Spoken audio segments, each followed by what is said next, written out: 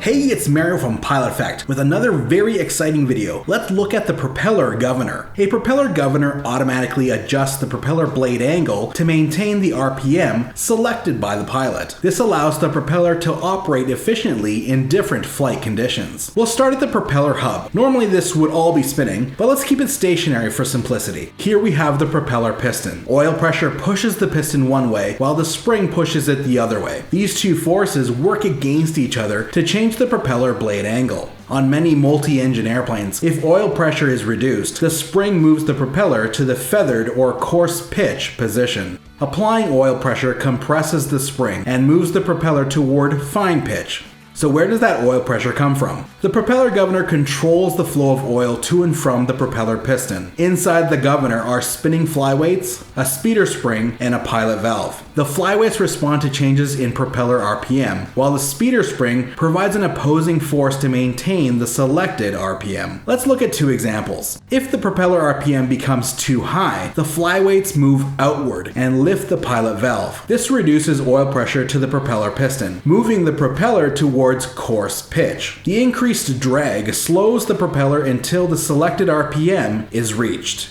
If the propeller RPM becomes too low, the speeder spring overpowers the flyweights and moves the pilot valve downward. This increases oil pressure to the propeller piston, moving the propeller towards fine pitch. The reduced drag allows the propeller to speed back up until the selected RPM is reached.